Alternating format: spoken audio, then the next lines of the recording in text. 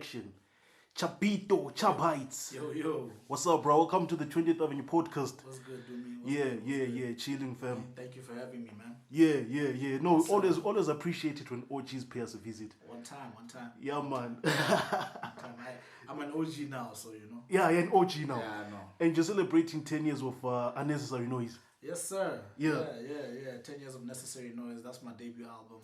Yeah. We dropped it in 2012. 2012, man. It's been 10 years already. Hey, yeah. Time flies, man. Time flies, bro. And it seems like yesterday. Well, it seems like yesterday, dog. Yeah. It seems like yesterday. I've been reminiscing. And you know, Facebook, Leone, does its thing on you. So while you're just chilling, you'll just see a young memory showing up there of something that you were doing in 2010. Yeah. That you were on your way to perform somewhere, or in a little flyer nyana, or somebody putting up a picture that they were with you, like, hey. So I'm like, this is dope. Yeah. So all the memories are really just coming back, man. They're coming back. Yeah, it feels good. Yeah. Just take us through like those days, creation of that project. How did it come about? That album came as a result of I got signed to the homies. I met the homies. I met VH in 2006. I met VH 2006. I got signed in 2007. From 2007 to 2010, I went through what they called back then, what was deemed called artist development. Yeah. A lot of artists don't go through that nowadays. Guys just get signed and they're straight to the studio, putting out albums. You know what I mean? Yeah. So I went through that, and in the process of me doing that, my first project that dropped was my mixtape. I had a mixtape called Third Letter Music that dropped in 2010. This was around the same time that I started getting into the industry. I got to know my break into the industry really came through that particular track called Third Letter Music.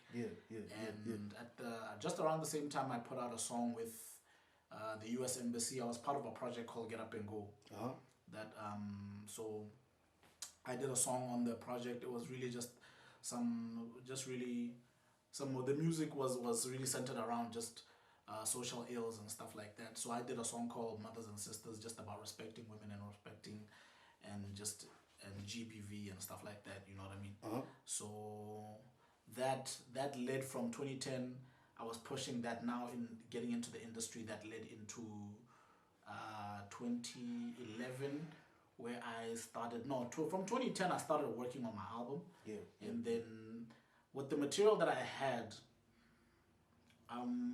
by 20 we decided at the label that it would be best if I dropped like another maybe little project before the album. And I actually decided to drop this project because I had recorded so much material.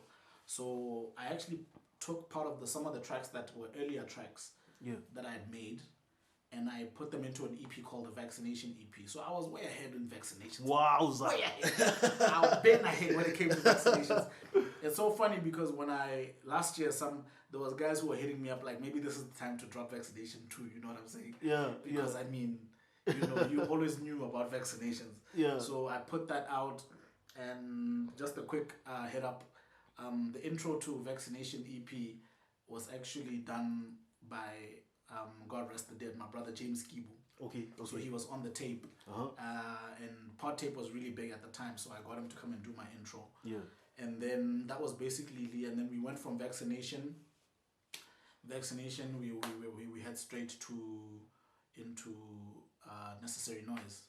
Yeah. That's when now I created Necessary Noise, and I had all the tracks that I wanted to have for Necessary Noise.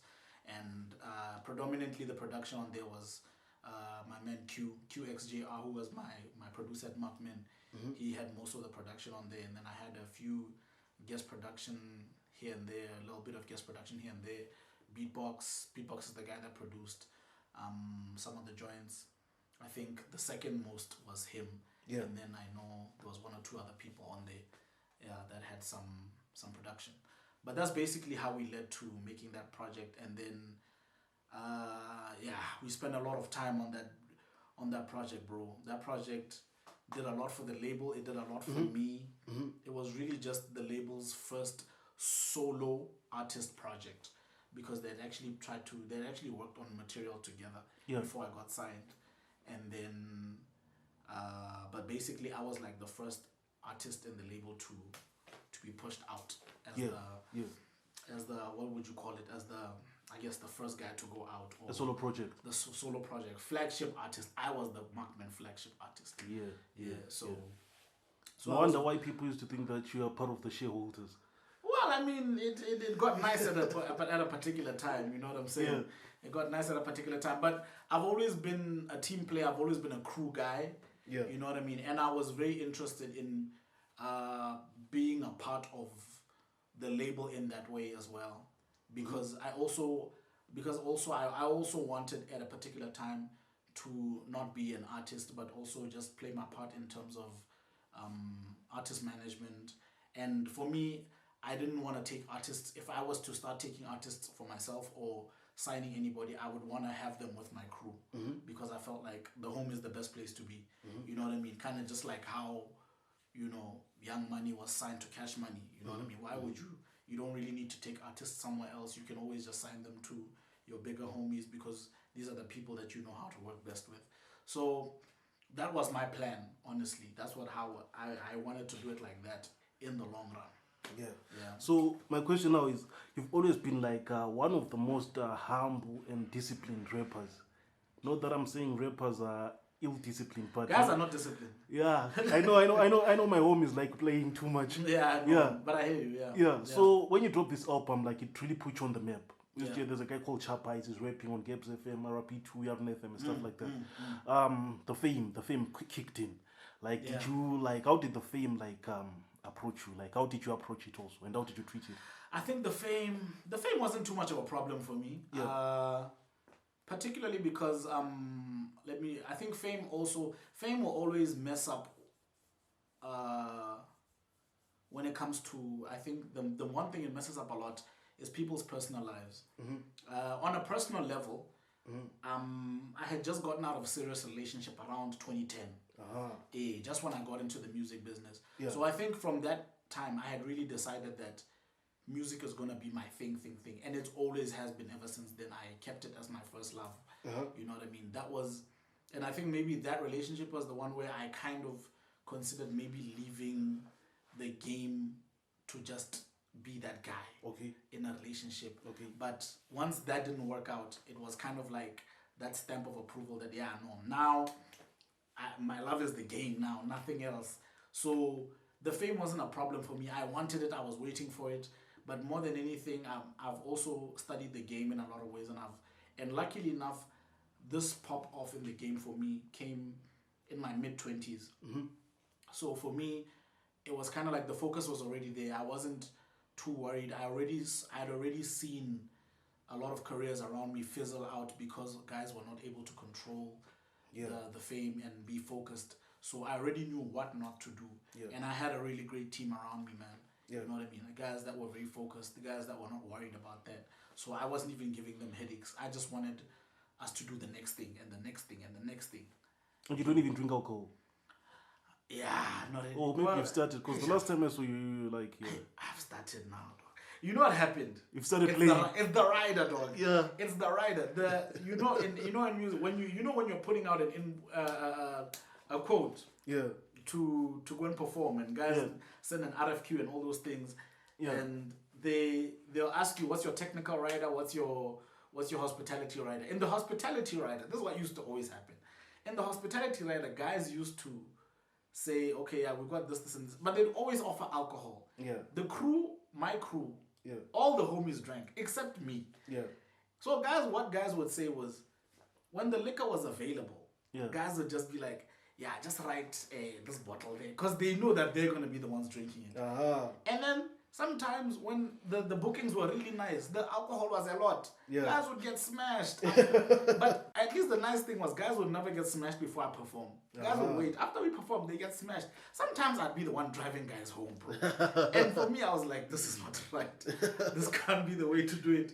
You know what I mean? But honestly, it was still okay. I mean, it's not like guys were irresponsible. It was just like, that's how it would happen sometimes. But I would be the one to be like, no, guys, we've done the performance, we've got paid, everything is cool, everybody can chill out and have fun now. You know what I mean? Right. So that's how it kind of happened. After a while, then it'd be like, just take a drink. You know what I mean? So then I'd be trying, I'd be like, I don't like this one. The next time there's another one. Sometimes guys would offer, they'd give you a list of what they have to offer you, and then you'd pick one, and then you'd see. That's when I started learning. I don't like this one. I like that one. I like this one. This one is not bad. This one is better mixed with this, and then luckily at some point I found what I liked. But I've come to realize that I'm not a drinker still. Okay. So you appreciate alcohol. So I appreciate alcohol. I'm actually still okay with turning down liquor when there's a lot of it around me. Okay. It's a mood thing for me. If I don't want to drink, I won't drink. Yeah. All right. So what's the plan now in celebrating the album 10th anniversary? Oh man, this year, man, I just want to celebrate my album as much as possible, man. I've been reaching out to a lot of different venues, a lot of different promoters that have like their own little movements happening. Yeah. I'm really trying to not I'm trying to go as many places as I can where I can just go and do like a little performance or a medley of my album. You know what I mean? Mm-hmm. My aim really is to prepare myself for one that I want to do at the end of the year, which is a solo one. Okay. Yeah, I just want to do my one-man show.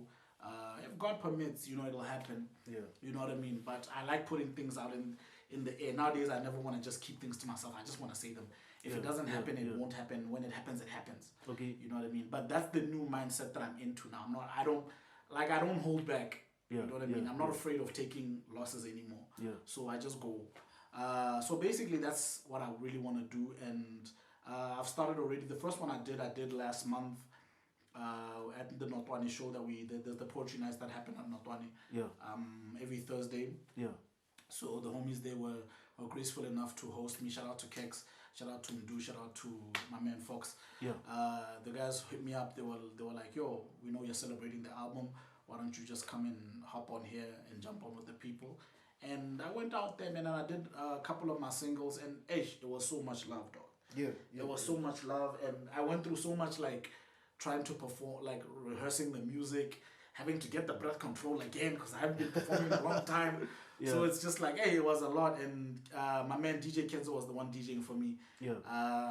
It had to be done by Kenzo. I mean, Kenzo was the god. The best to ever do it. Yeah, Tata, he's god, that one. Yeah. That one, whenever he can bless a set for me, I'm so grateful. You know what I mean?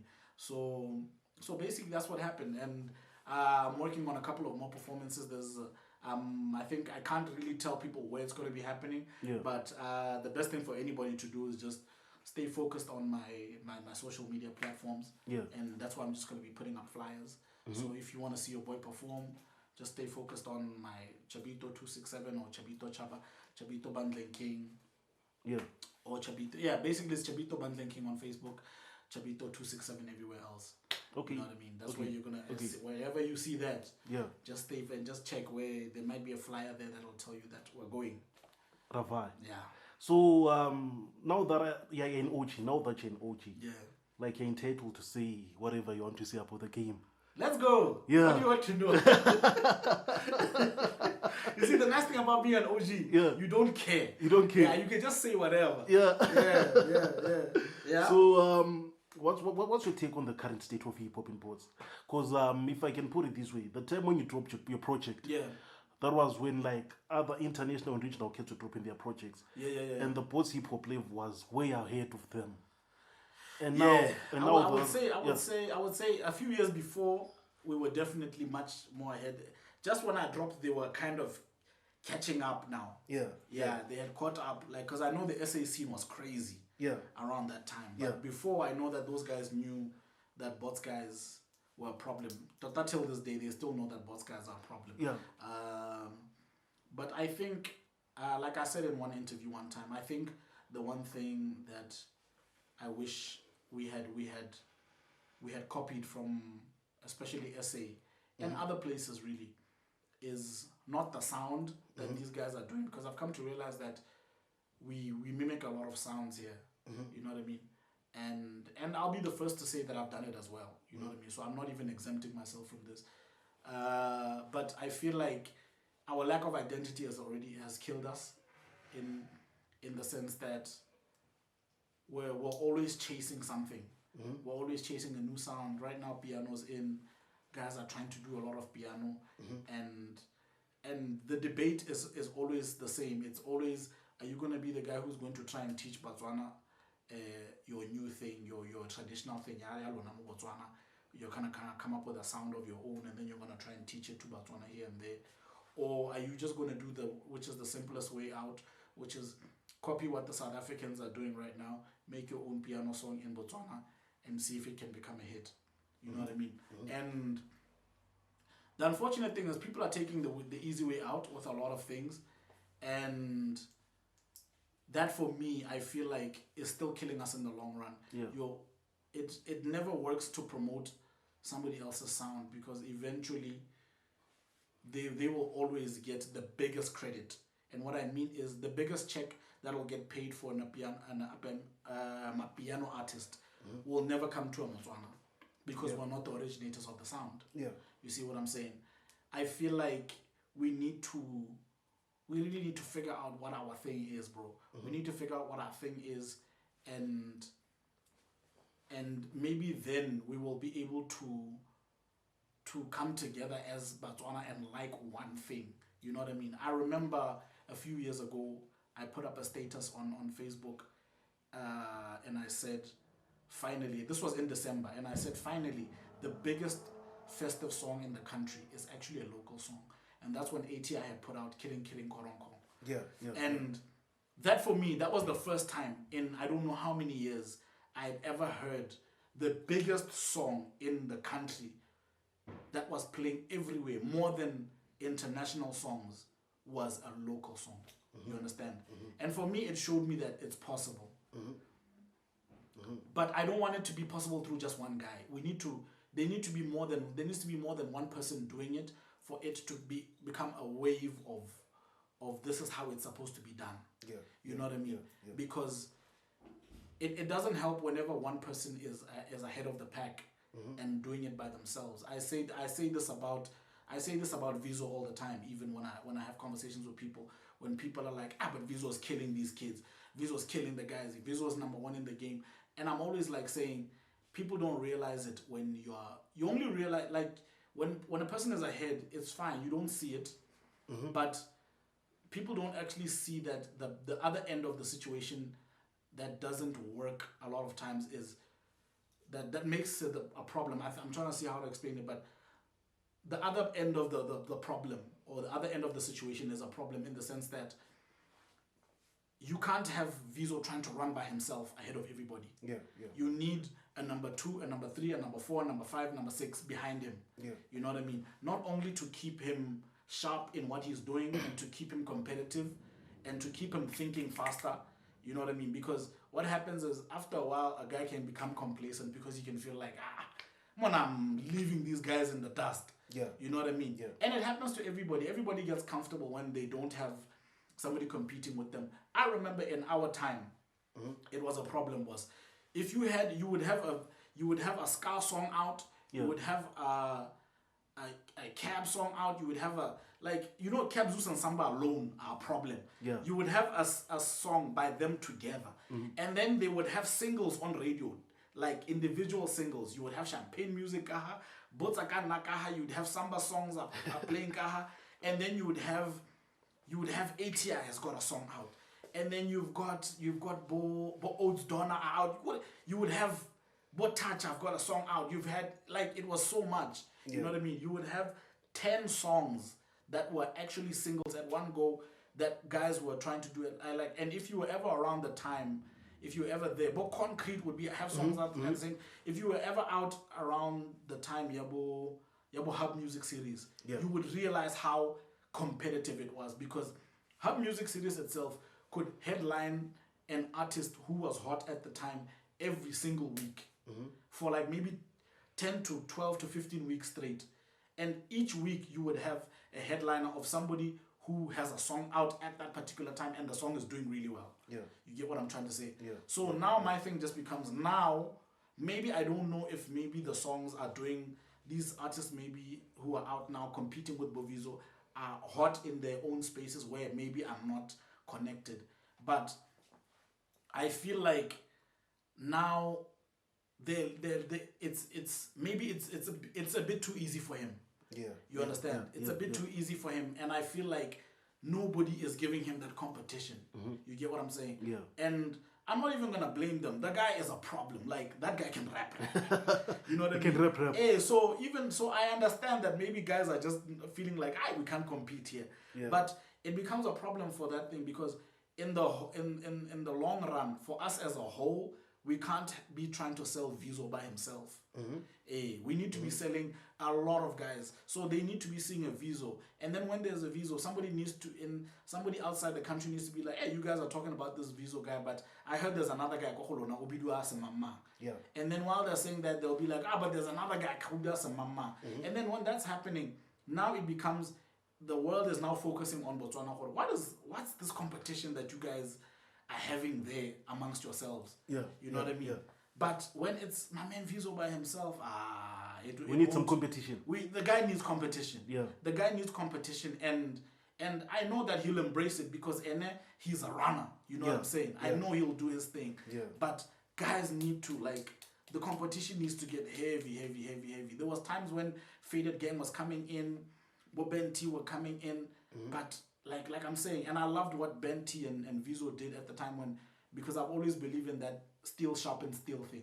Yeah. You know what I mean? When they started like collaborating and doing projects together, like I even realized that Ben T's skill level started rising because of who he was associating with. You know what I mean? Obviously, he was rapping with somebody who was lyrically more sharper than him. Yeah. You know what I mean? So I liked that he did that because it's about doing that. You like we come from a time when, you know, like Jay-Z hung out with Biggie just to sharpen his skills, you know what I mean? And he actually got better. Yeah. You get what I'm trying to say? And we did it with other people as well. I hung out with a lot of the guys from J Mecca, Bonebo, like there was a guy called Nitro that was part of the crew about Apollo and Bobo. He was way better than I was.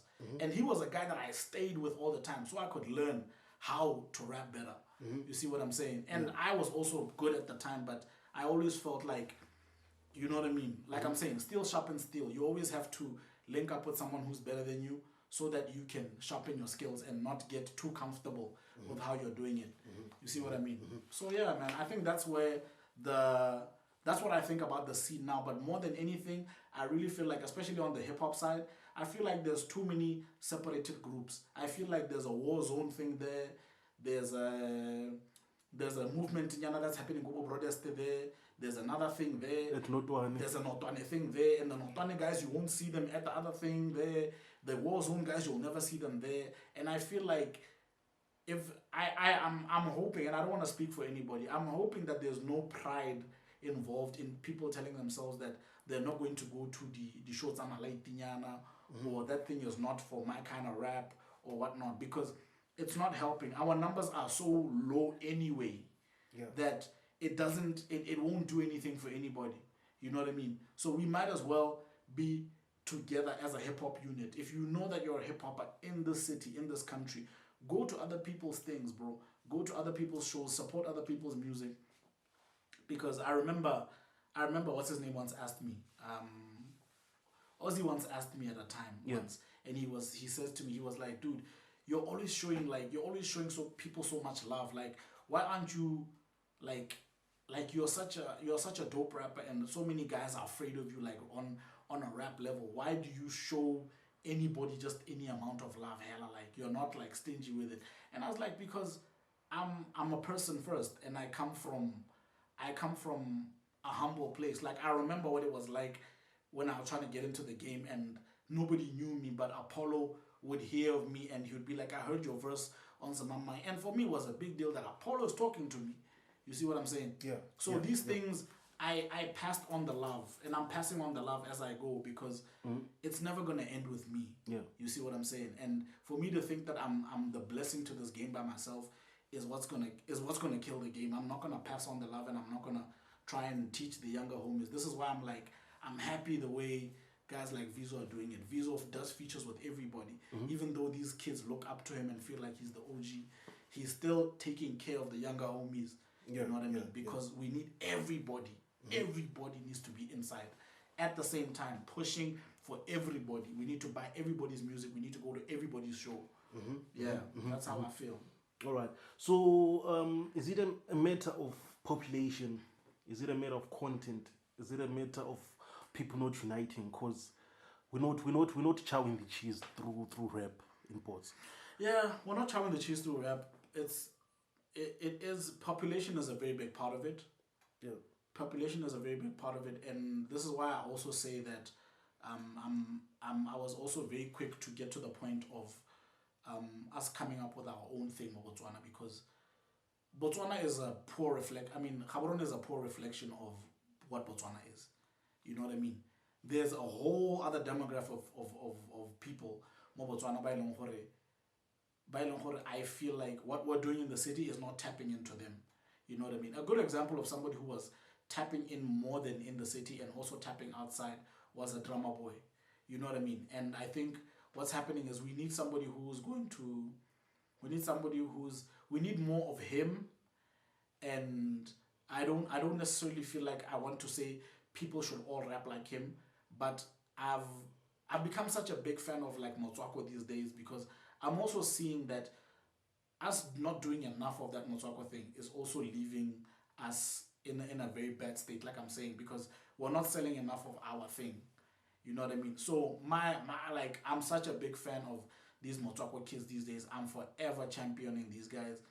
And a lot of them are my favorite rappers. Drummer Boy was one of my favorite rappers. You know what I mean? And for me, it's not even about Hore.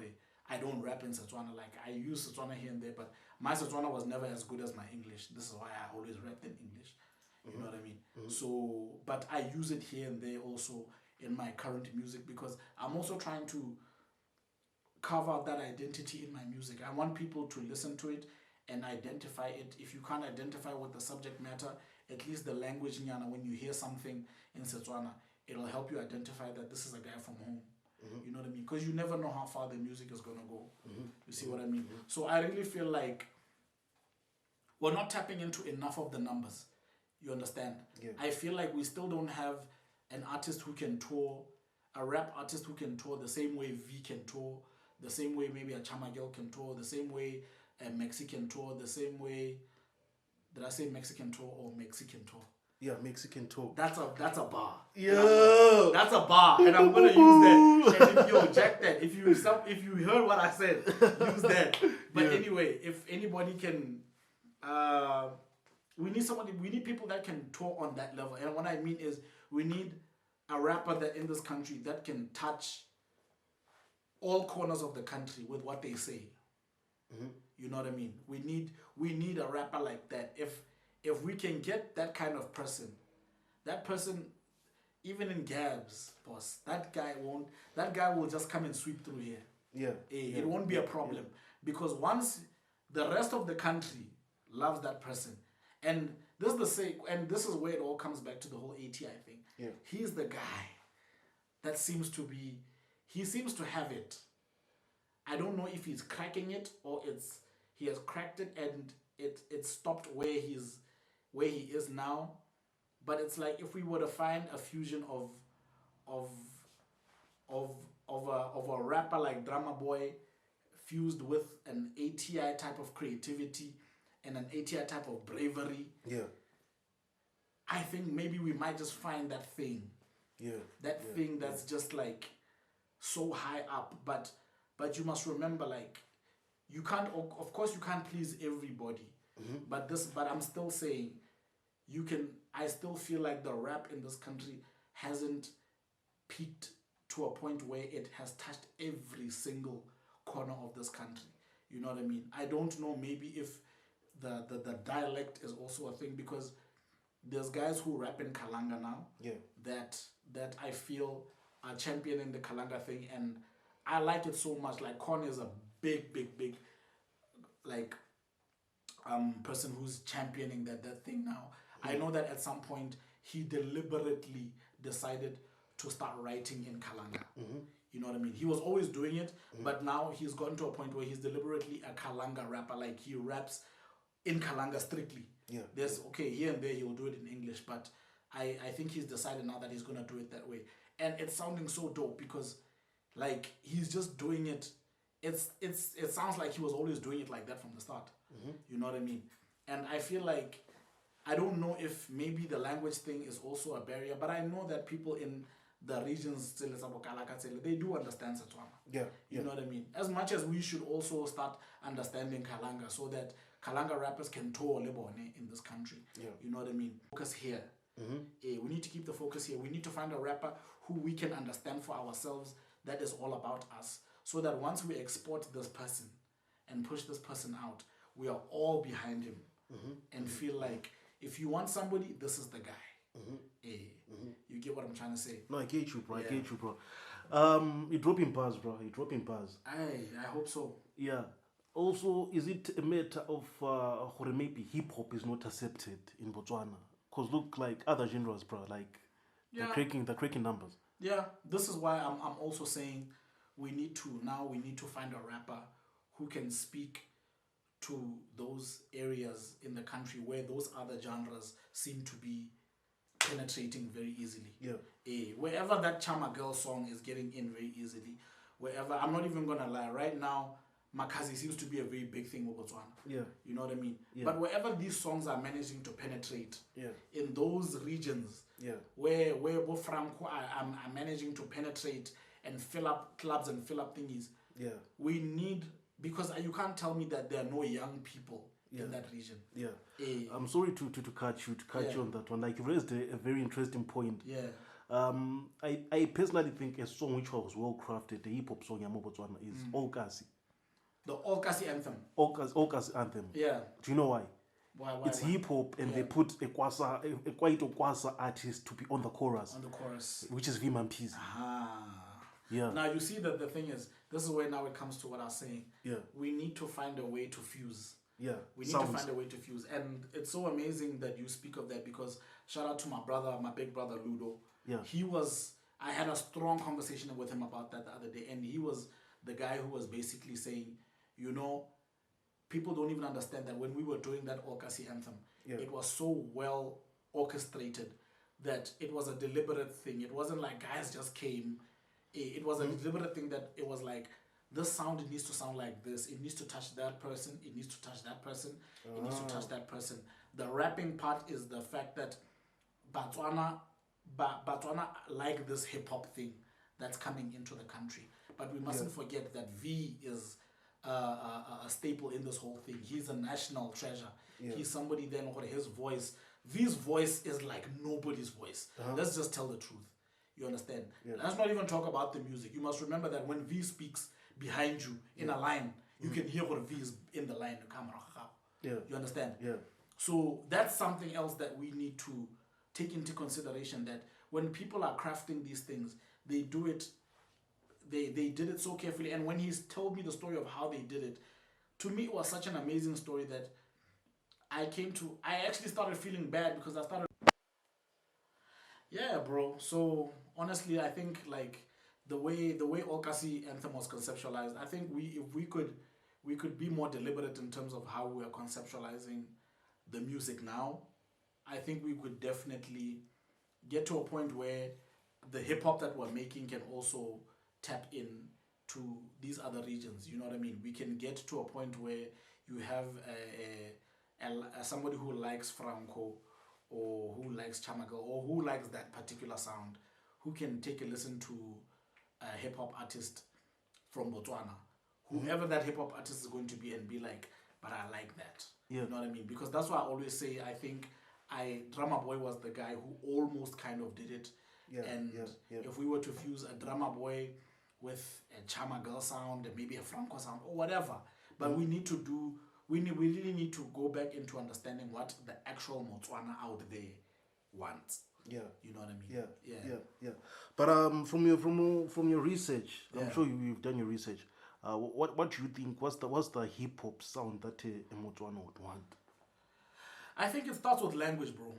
Yeah. It starts with language, because I've come to realize that when it comes to sounds, we have adopted sounds from all over the world. People will talk about how South Africans, or maybe South Africans made Kwaito at a certain time. Kwaito was their type of hip hop, I guess. Yeah. It was music from the ghetto, influenced by people who rap, influenced by hip hop, really. You know what I mean? But it became hip hop that was street lingos. Like guys started using their own languages and using their own street languages, street lingos from South Africa, until it moved from being slightly English nyana with slightly Zulu nyana or whatever to being only Zulu. You know what I mean? So the same way we did, those guys did that is the same way they made piano. You know what I mean? Piano also came back in the same type of way. They found a way to infuse whatever the gom that came at a certain time with the house that came at a certain time, and it all kind of circulated, and they picked up this here and they picked up this in there, and they ended up making something that belongs to them. But more than anything, I will always say it's how deliberate they are in terms of supporting each other. Like, they're very patriotic when it comes to supporting their thing. One thing I'll always tell you is the time when I was pushing my Necessary Noise, post 2012 in SA, a lot of the places that I got into, when they listened to the music, they loved it. The only time I started getting like feedback where you could see that now people are repelling or kind of having a bit of a problem with allowing me in is when people started realizing that I wasn't South African. You know what I mean? That's when now guys started realizing, but here, boss, in SA, we need to push the South African first. Some of them were very like deliberate in terms of, no, if you're Botswana, sorry, we can't help you. You know what I mean? As if like as if they don't play Drake's music or whatever. But some of them, it was a deliberate thing where you could just see that to them it's like, no, can't come from another country and take our resources here. You know what I mean? But with other people, it was a thing of, gosh, boss, we don't want to get into trouble. In this country, when you put on another person from another country, you have other people that might have an issue with it. And they'll ask you, why are you putting on a Botswana when there's other South Africans that need the work or they need the shine? So the way they keep their resources to themselves is the way I wish we could keep our resources and our love to ourselves first. You know what I mean? Not that we can't show other people love, but if we were to be more pro Botswana and more pro, okay, we need to give this guy as much attention and as much love as possible so that he grows. You know what I mean? Then guys would have enough money to compete internationally, Leboni. They would have enough bookings, they would have enough money to make the quality of videos that they need to make, so that Botswana aren't saying, hey, AKA, because people will say things like that, but we all know it's bullshit. The quality is there. You know what I mean? The quality is there. We just need to now start competing on a presentation level now. You see what I'm saying? But at the end of the day, like I'm saying, it all goes back to that. We need, for us to form our sound, we all need to come together as artists and create that sound. Producers, everybody, we need to be deliberate about it. And we need to go in the more uncomfortable direction. Chubbito, Chubb Heights needs to figure out, needs to start putting more Setswana in his music, and then needs to see what it would sound like if I featured Franco, and then what it would sound like if I featured Maxi. I need to go and talk to people that I'm not comfortable talking to, not just comfortable, but people that I wouldn't be normally associated with. You understand? To see what can we come up with, because it needs to be done that way for it to come out. Because while we're still chilling with our homies, a rapper sitting with another rapper, it'll just be that. You know what I mean? We'll never figure this thing out. So what? Sorry, I'm very passionate. So when I talk, I spit. You know I spit. You spit bars, bro. Yes, sir. So what's next? What should be done now in the meantime? Earlier on, you spoke